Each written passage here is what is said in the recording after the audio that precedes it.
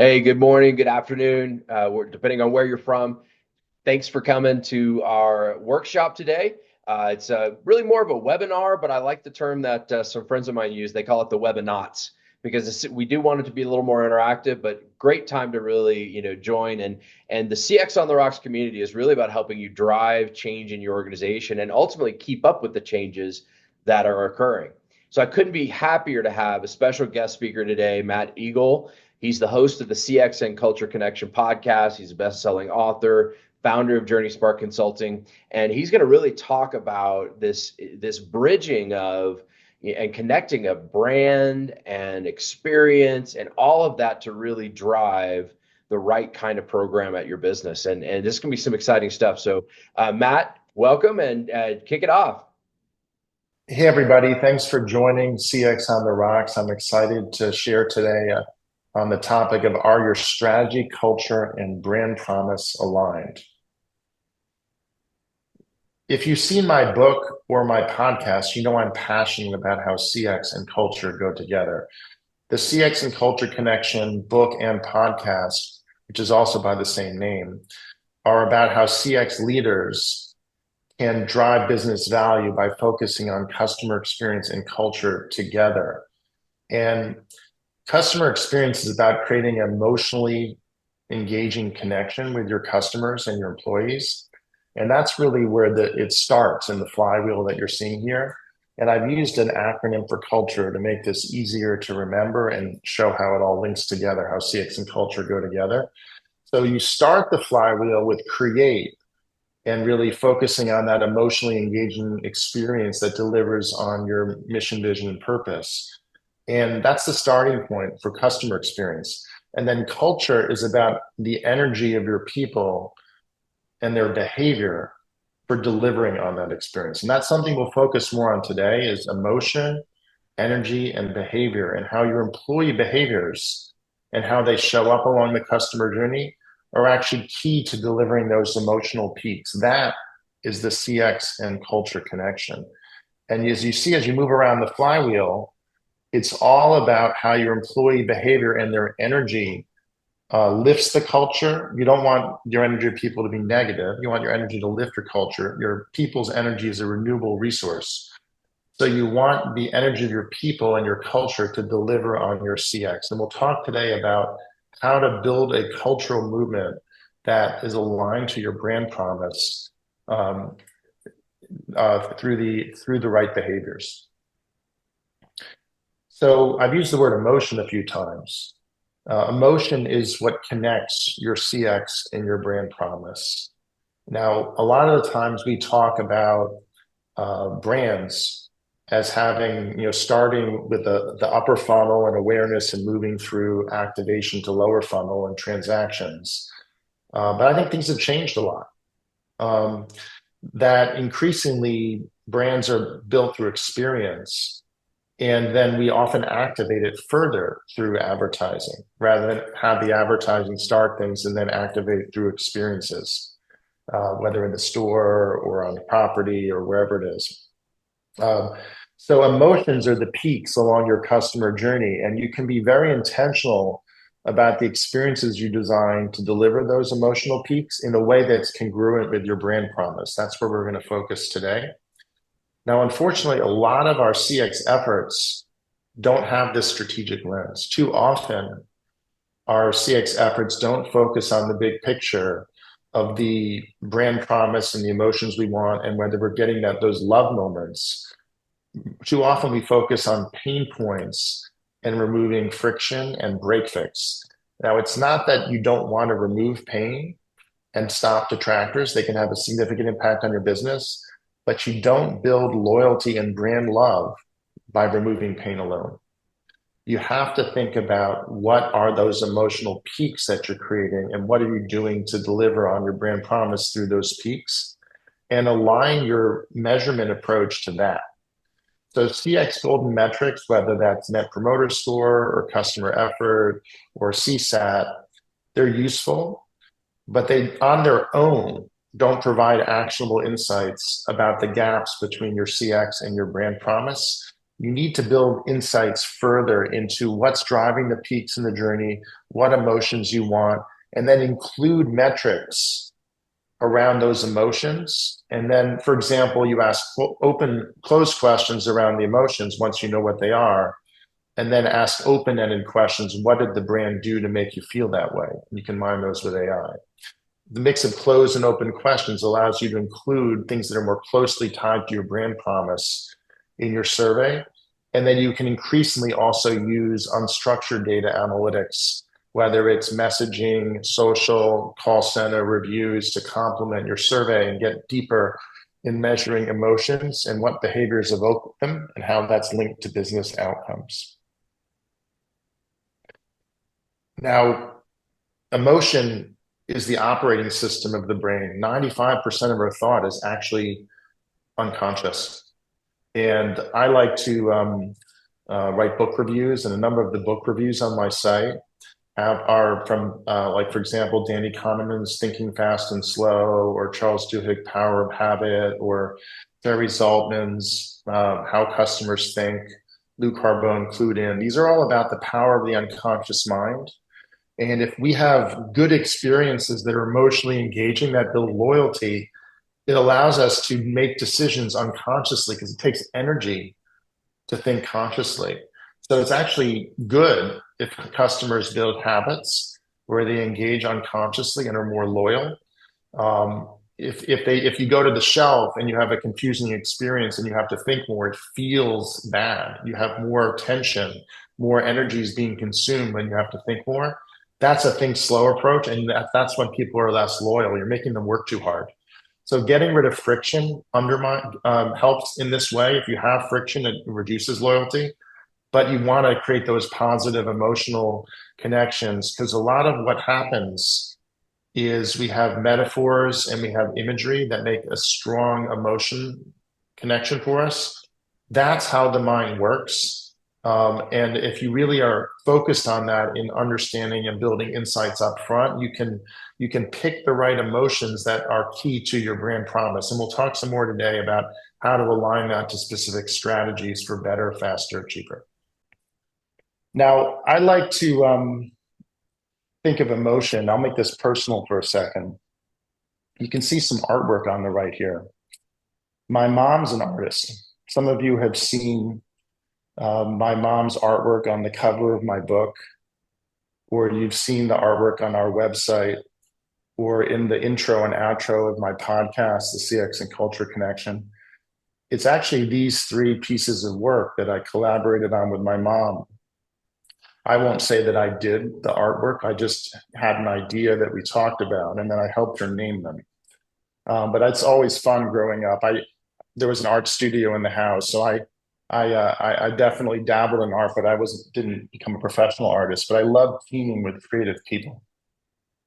And what these pieces of artwork are, emotion, motion, are deconstructed customer journeys. They're actually about signposts and steps, and in thinking of the journey as a series of layers.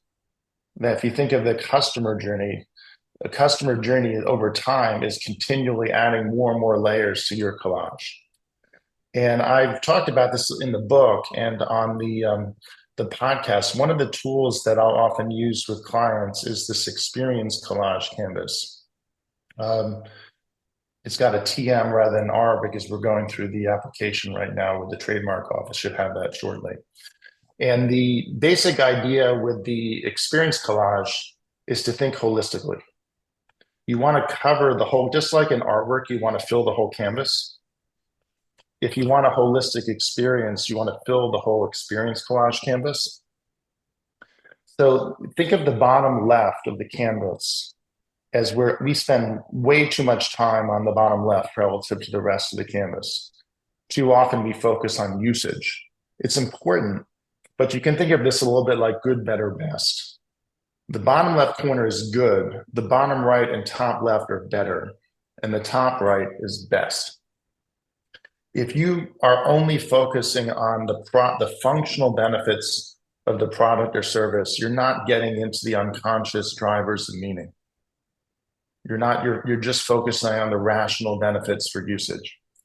Meaning is getting beyond usage for your experience with the product or service yourself.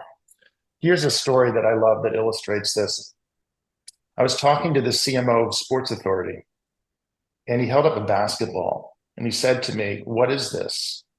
I said, "It's a basketball." He said, "No, it's an hour with your daughter." That's meaning. It's not the functional benefits of the product. It's the emotional connection of how it fits into your life. That's an experience that goes beyond the product or service. When we talk about beyond the pill and pharmaceuticals or shopper solutions that go beyond the product benefits, we're really talking about the deep insight that allows us to tap into more meaning.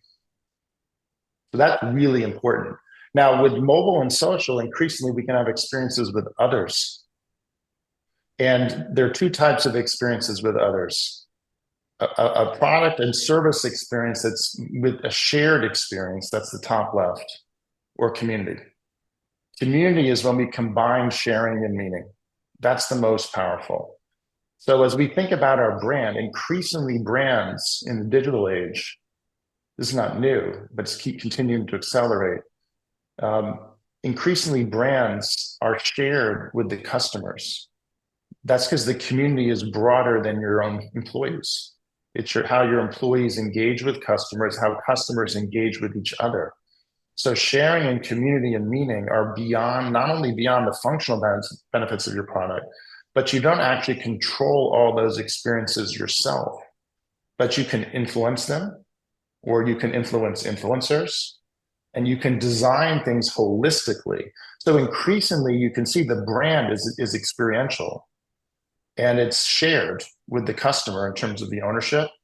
And brands are increasingly built through experience, and often the advertising is actually activating equity built up through experience rather than the reverse.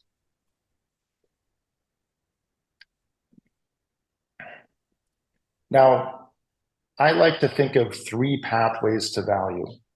These pathways to value are ways to boost the energy in your culture. Your culture is all about energy. Culture can either lift the energy or lower the energy in your company. If your brand and your CX are congruent, it lifts people's energy. If your employees connect to purpose, if they value working with each other, if they're collaborating well, that all lifts everyone's energy, and your customers will notice. But you can focus and strategy your choices for experience design and capability building and other investments in one of three pathways to value. Now, a lot of times when you talk about these pathways to value, people want to do all three. And I understand the temptation to want to do all three pathways to value, but you can't do them equally well. In strategy is about choice. So for your CX strategy, what you want to have is a CX strategy that aligns to your mission, vision, and purpose, which should really align to one of these three as the long pole in the tent. One of them is more important than the others. It's not that you're not going to do something across all three, but one of these has to be more important than the others, or you're not making any choices for your mission, vision, and strategy and your purpose. So the better pathway is all about innovation, category leadership, and creating experiences that go beyond the functional benefits, like we were just talking about with the experience collage. You can think about design thinking, quality, digital leadership. All these things are ways that you can deliver better personalization. Those are choices for how you can go deeper on better. There's not one way to be better. But if you're pursuing a better strategy, you're going to focus more on the things that are in that column, and you'll put more investment into that in terms of your digital experiences, your product, your spaces you build, the way your employees show. All of those should be congruent with better if that's your strategy.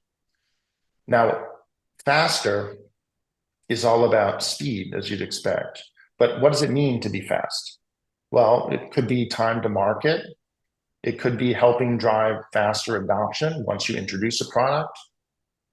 There's a distinction between making the product faster and driving adoption of it faster once it's in the market. You might also reduce speed bumps along the journey and have faster response times for things like price quotes or customer response times. You notice this works for both B2B and B2C. Or digital experiences that provide always on. A lot of the discussion now around the introduction of agentic experiences or other digital experiences or ways to have always on experiences that you get what you need really quickly. So that's faster. Now, cheaper has to do with, I want to be clear, cheaper doesn't mean bad quality.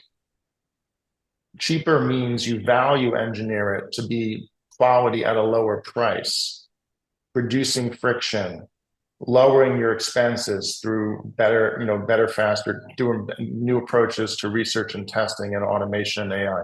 Those allow you to deliver things cheaper. So you could say like Amazon is faster and Walmart is cheaper in terms of their strategies that they're focused on. Apple is better. So the different emphasis that people have, and you could have a bit of a major and a minor. And what's interesting is often there's not alignment within the leadership team, which leads to wasted resources or conflict where people aren't aligned about what they're doing, or it makes it harder to prioritize where to go. That's alignment around your strategy. You also might have your culture may not be fully aligned to your strategy, which means you're fighting yourself or you're not fully delivering on the opportunity. So one thing I'll talk about in the remainder here is how to get your culture more aligned to your strategy and build the right behaviors. But if you have clarity on which of these will deliver on your brand promise, then you can dive into how aligned is your culture to that and what behaviors do you want more of to deliver on better, faster, or cheaper as your focus. We've developed something at JourneySpark called the CX and Culture Connection Value Accelerator. This is meant to help amplify your cultural energy and get your growth flywheel spinning faster. There's 3 modules. The strategy module helps you prioritize where to focus. So think of, you could have anything from 5 to 100 people, however many of your leaders take this. It's a survey-based tool, which can be combined with interviews, focus groups, workshops, other qualitative approaches to complement the survey tool. But basically, it allows you to see 2 things. How aligned are people on the priorities and how big are the gaps to close? So what you want to do is you want to get alignment of are we focused on better, faster, cheaper? And you can also dig deeper into specific capabilities within better, faster, and cheaper and see how aligned people are. So it's a maturity framework as well as a tool to very rapidly see how aligned people are in the organization. Now, where it gets really fun and interesting is when you pair this with the other 2. There's lots of maturity frameworks out there, but what the maturity frameworks don't have is a way to link it up to culture. That's where I put my focus in terms of leveraging my past experience as part of cultural assessments to now tailor it to customer experience. That was my focus at Booz and PwC. I was part of the Katzenbach Center for Culture and Change Leadership, where I focused on how to drive culture and change leadership as part of CX transformation efforts. And I launched JourneySpark to focus even more on coaching and leadership development and not just large technology implementations. And I'm really excited to be part of the On the Rocks community collective to continue to provide that focus on culture and coaching, working directly with people more as a guide on their journey than as a consultant to do big transformation programs. So the cultural alignment module is a way to quickly see how aligned your culture is to better, faster, cheaper. So it's a set of slider questions. Are you more like this or more like that? And based on your answer to those around 20 questions, you can see, is our culture better aligned to better, faster, or cheaper?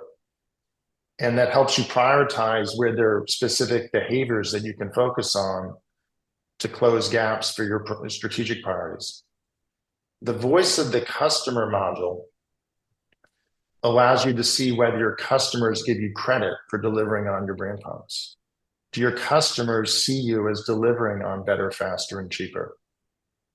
Um, and also, what emotions are you evoking along the customer journey today? So that gives you a diagnostic tool that you can use to update your, not only to inform your strategy, but also to update your customer listening efforts based on what you learned from the VOC diagnostic. It allows you to focus in on the elements of your value bundle as well as the emotions that you want to measure more of. Here's an example with a retail client that about how to bring this to life. Now, I talked about earlier is how you can um, drive habit building and evolve your approach to customer listening based on the strategic insights. So with this is a consumer electronics retailer, and we help them build out personas and journeys. And this is a retailer that has more of a high touch service model with experts in photography and video and computers and so forth, who are really passionate about the category, and customers can get an assisted sale by talking to somebody in the call center. They have 300 people in the call centers, and as well as their stores. Okay, so the what we identified is that there are four emotions that you want to deliver on their brand. Think of it like a crescendo. You want someone to start feeling relaxed, then supported, then confident, then optimistic. If they don't feel relaxed and supported early in the journey, they're resistant, they're shutting down, they get out of the interaction. You won't have any trust built, and you won't sell anything. You won't build that consultative, like a coach metaphor that we're talking about here. And you want to get them to feel confident they're making the right decision and they're optimistic about their ability to engage in the category. So we understood, based on this work, not only the emotions that delivered on their brand in the journey and the moments that matter, but we also understood the employee behaviors that got those emotions. By the way, having these emotions had an 80% statistical fit with business outcomes, double the fit of NPS. So much stronger predictive results with business outcomes from having these emotions and behaviors. Based on that, we were able to evolve their approach to training, focus on habit building of the right behaviors. We also evolved their customer survey and are now working on QA and unstructured data analytics with AI so that we can coach people where we don't have to rely on random samples of listening to calls, but all calls can be scored. So this allows for more simulation and more QA at scale. And there's a lot more data then that links emotion to outcome than just the survey results. Okay. So this gives you an example of identify the emotions up front that align to your brand, drive habit building, and evolve your customer listening. Another thing you can think about is what I like to call cornerstone disciplines. So a number of you, I'm sure, at your company have a movement around agility or quality management or design thinking.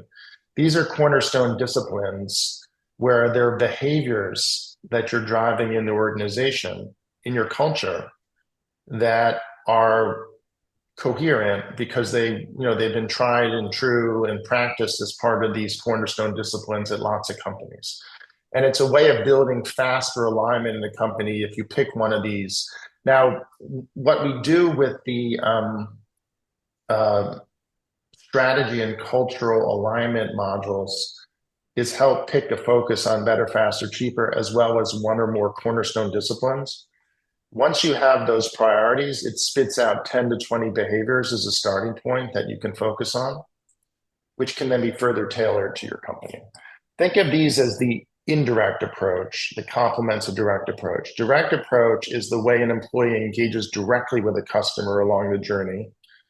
Indirect is the way employees engage with each other. Both of those together drive CX. The direct is more obvious, the way Disney employees or Ritz-Carlton employees or Best Buy employees show up with customers along the journey creates an experience that's emotionally engaging. But the way that Intuit employees engage in design thinking delivers better experiences. the way that, Amazon focuses on agility, delivers better experiences, and so forth. Danaher has done a lot with quality management as an example. Okay, so and you can drive measurable business benefits by focusing on these as part of your cultural movement. So there are 3 steps to get your growth flywheel spinning. First is spark your movement. Then focus your energy, which is basically getting the movement growing further, and then amplifying your energy is scaling the movement. So in sparking your movement, you can use the 3 modules of the value accelerator to build alignment for where to focus. You can also augment these, as I mentioned, with insights from personas and journeys. And again, I've got Dave Seaton, our journey expert, on my podcast, which is coming out on Monday. And Dave and I are teaming on this approach that I'm laying out here. Third, you can engage your leaders to prioritize where to focus for better, faster, cheaper, and cultural behaviors. I recommend using a series of workshops where the diagnostic modules are inputs, and you can combine those with other things to have a really well orchestrated workshop to get the right behaviors to focus on the right emotions. And then you enroll culture champions to drive behavior adoption. Now, what works really well to drive behavior adoption is habit building. Habit building works like this.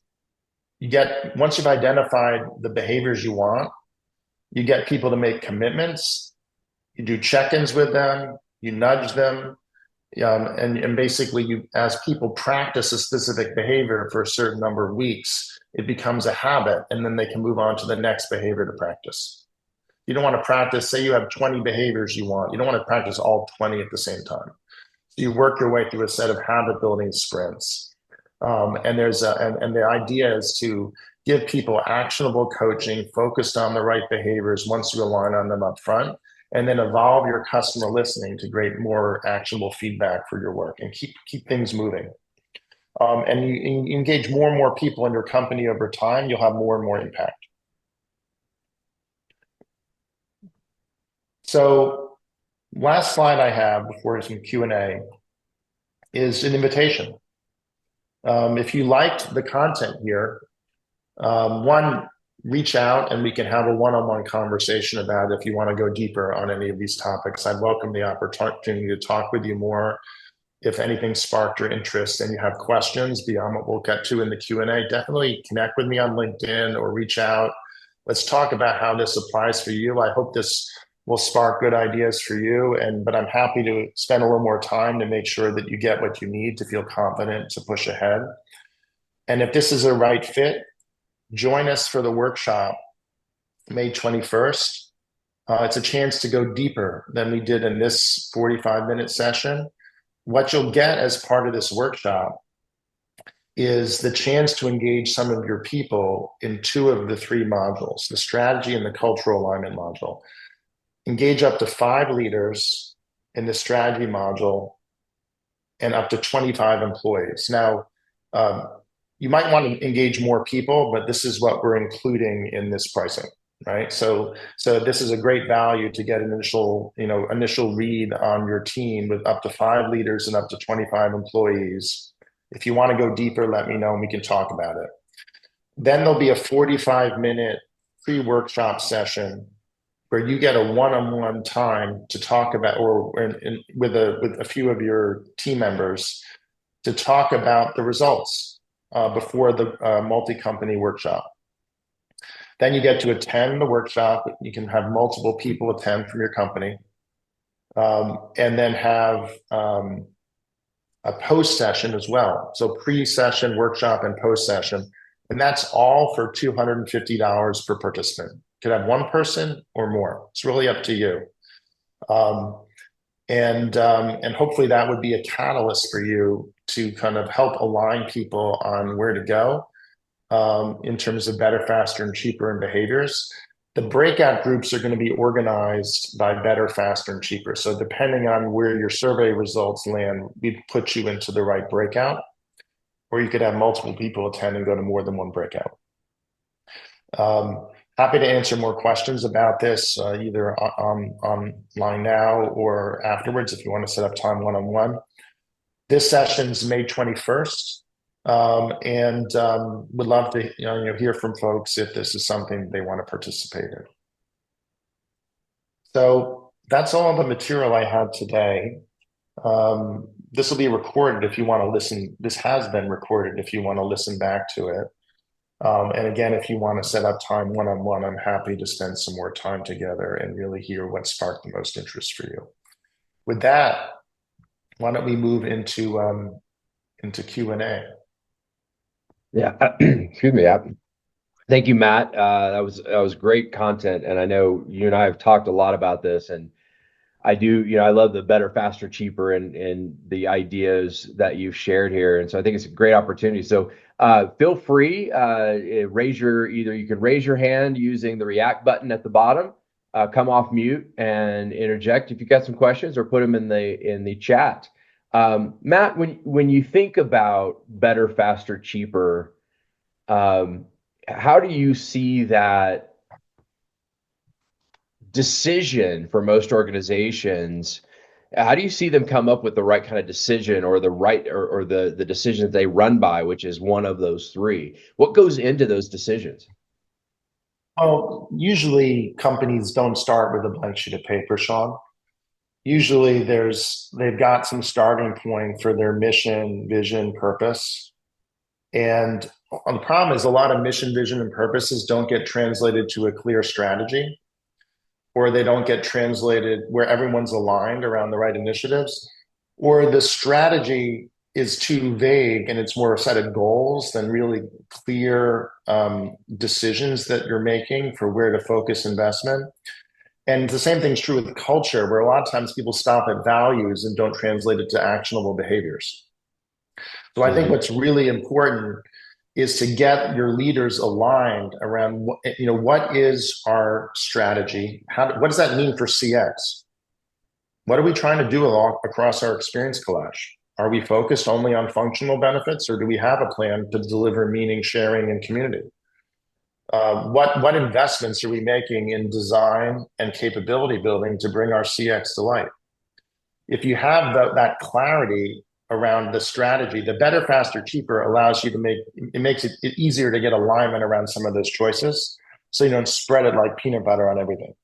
Because having a nice vision statement that doesn't have real choice behind it is not actionable. Yeah. So I find this better, faster, cheaper framework helps make trade-offs. Like, really, if you had to pick one of these three, which is most important for you to bring your brand to life? And then what specifically you're doing within better, within faster, within cheaper. The diagnostic tool has a set of capability choices that are living one level below to help you actually not just say I'm better, but are we better because we're driving personalization, or better because we're driving innovation? Like, what is it that makes me better? And usually you want to pick 3 to 5 capabilities you focus on, not 20. So maybe I'll throw a question out to the audience. So go into your chat and tell which of the three, better, faster, or cheaper, do you feel like your organization, or if your most recent organization, really focused on? I'd be interested to see what the audience has to share on that.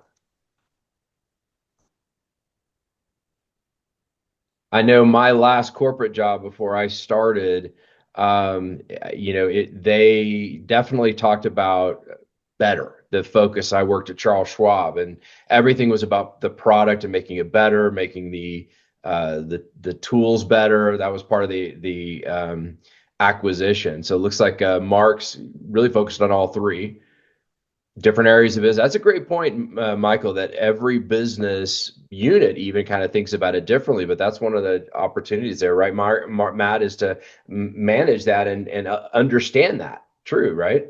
I think that's an important point, that if you have a business with multiple divisions, or a business with different, geographies, it's less about function and more about geography or business unit.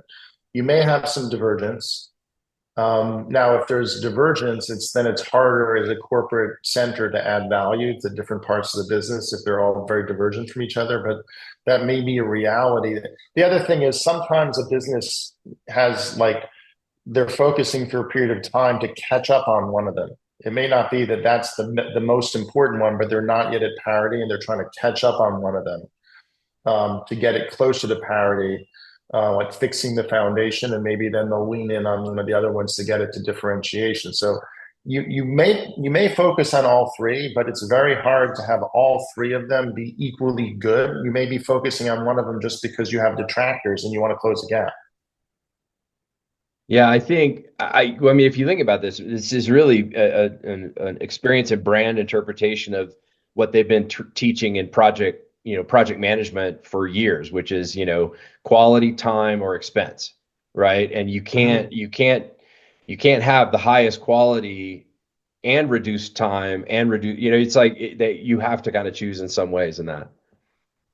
Well, yeah, I mean, the if I'm just putting the three back up in case people want to Yeah. see the choices. Like, um, look, I think that what I see a lot out there is that there is a lot of focus on people saying that they have a gap on faster and are trying to do more on faster, but a lot of the times it's internally oriented on faster as opposed to externally oriented with the customer, which is not the same thing.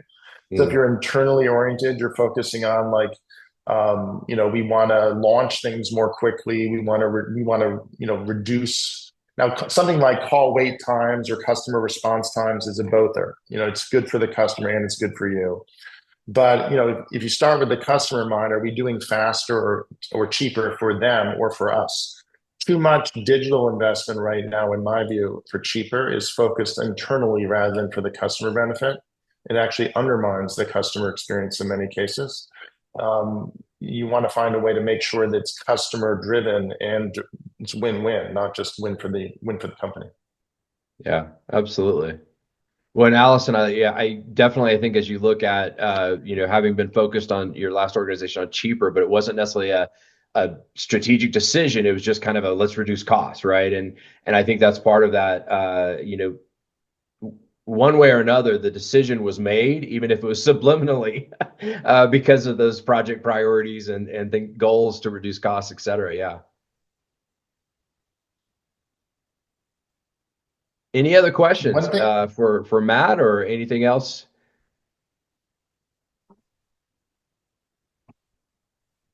All right. Well, Matt, I want to just say thank you so much for sharing. These are 45-minute sessions. We're coming up just on that time. Definitely reach out to Matt for more information. Stay tuned for some of the other sessions. And as I mentioned, his Culture and Connection podcast next week with one of our other consultants, Dave Seaton, on journey mapping. It's going to be a great event as well. And definitely reach out to Matt directly.